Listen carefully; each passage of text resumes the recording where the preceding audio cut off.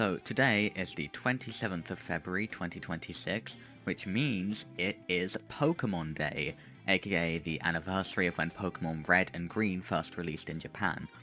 More importantly, it is the 30th anniversary of this franchise, which means big stuff has happened. So at 2 p.m.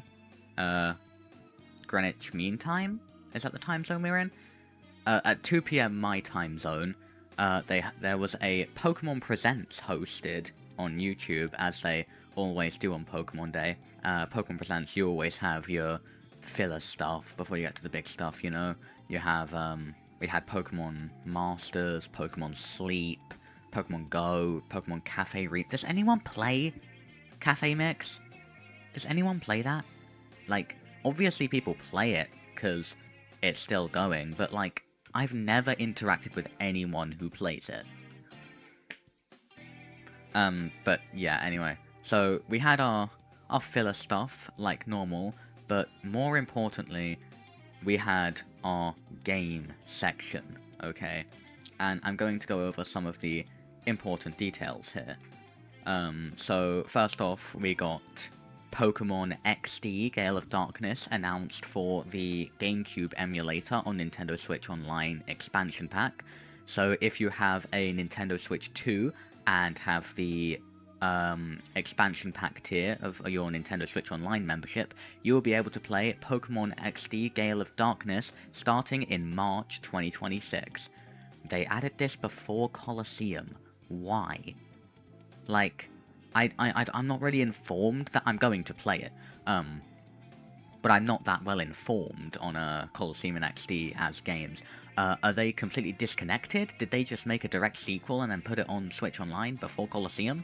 Like, can I play XD before Colosseum? I sure hope so, because I don't want to, like, not play it for, like, a year, probably. So, anyway, yeah. XD has been officially ported for the first time ever. Let me think. We had the Mega Garchomp Z announcement for Pokemon Legends ZA Mega Dimension. So if you have the Mega Dimension DLC for Pokemon Legends ZA, you will be able to claim your Garchompite Z from Mystery Gift and then fight a Mega Garchomp Z. No, it's the other way around. Mystery Gift, fight Garchomp Z, get the Garchompite Z Mega Stone. And then you can use it. It has been, like, 2 months since this DLC released. Like, I get it if they wanted to hold it off for Pokemon Day, but, like, dude, it was leaked before the fucking DLC, and it's been 2 months. But, whatever. We also, well, this wasn't announced today, but Pokemon Fire Red and Leaf Green for the Nintendo Switch released today. I do not want to get into that drama. Personally, I bought both of them because I like them as games, yeah? Okay? Let's not go harassing people over what they spend their money on. Is that a good idea? Yes, it is. If people want to buy it, let them buy it. If people want to vote with their wallets, let them do that. It's none of our business. But yeah, that happened. It is confirmed, I believe, that the Aurora ticket and Mystic ticket are in this game. You receive them after you beat the Elite Four, so you'll be able to catch Deoxys, Ho-Oh, and Lugia, which were event exclusive in the original releases, which is very nice. So we had Fire Red, Leaf Green, Mega Dimension. Pokemon Champions, of course. So, Pokemon Champions received what it will presumably be its final trailer, and it will be releasing in April on Nintendo Switch only. The mobile version will come out later this year with an unspecified date. Looks like they need a bit of more time to work on that, so mobile players will have to wait a little bit before getting into competitive Pokemon properly. Stick to Showdown for now. But that's all the little... Oh, no. Pokopia. Pokopia is releasing in, like, a week's time, and they gave us a little fun new trailer for it. We got a new Rotom form, which can play CDs and, like, old music from the series, which is very fun. and we saw there was a Chef Greedent. Because why the hell not? Yeah, Greedent, okay. But he'll help you cook and stuff. And we also saw they added Prop Hunt to Pokopia, like just straight up Prop Hunt. It makes sense since you play as a Ditto, but I was not expecting it. But yeah, that does make sense. And I think that is it for the mainline games. But, of course, it's been 3.5 years since our last generation headliners release, which means it's about time for a new generation of Pokemon.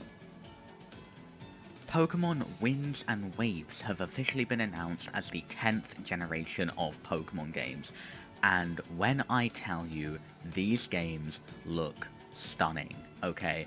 Like, you need to forgive me here because I'm off script, I'm just talking, essentially, but oh my god, the graphics in this game, like, obviously they're not, like, PS5 level graphics, but these are the best graphics we've ever had in a Pokemon game. Like, look at the water, man! I mean, it's called Winds and Waves, so it makes sense that there would be emphasis on water, but, like, come on, dude. Like, they've given new animations to the Pokemon. Like, look at Pikachu. He doesn't just stand there anymore. He actually, like, kind of gets down. He's in a battle pose, you know? And oh my god, the new starters. We have Rowlet 2.0. We have Toby Fox, and we have Gay Little Gecko. And I love them all so much. I genuinely think this game has gone 3 for 3 on starters. Like, they're so cute. Oh my god. Like, oh my god. Like, we see, like, the player characters as well. Like, they look so cute. It's a massive step up from the Scarlet and Violet player characters. And if they give us, like, ZA levels of customization as well, like, oh my god, hello. And, like, look at, like, the underwater sections are so beautiful. Like, we're going back under the water for the first time in ages in Pokemon, and oh my god, it looks so beautiful, like, genuinely. The cities, like, are insane, and you kind of realize how big they are at some point. Like, when you compare by scale, like, look at this one with, like, the massive tower city, essentially. It is wild, like, when you realize the scale of this, and it's just insane, man. But here's the bombshell.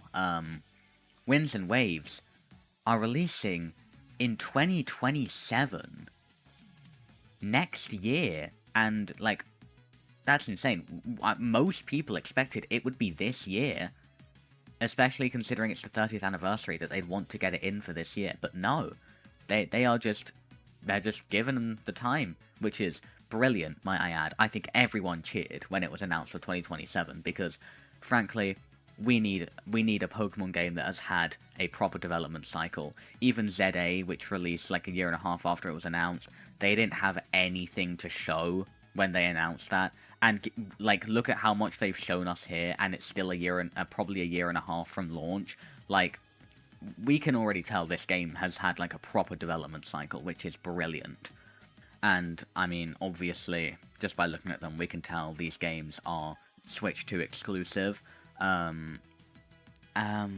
Which I already have a Switch 2, so that's not an issue for me. But that is a motivation for all of you out there to rev up the fryers and save up some damn money before probably around November 2027. And I just want to say, maybe I'm just on a really positive side of poker Twitter, but I have not seen a single negative post about Winds and Waves. It has all been positivity, saying how good the game looks, how cute the starters are. Like, is the Pokemon fanbase, like, united for the first time in... When was the last time a game was universally considered good? Was it Platinum? Like, this might be the first time in, like, a decade and a half that the Pokemon fandom is mostly united on a new game.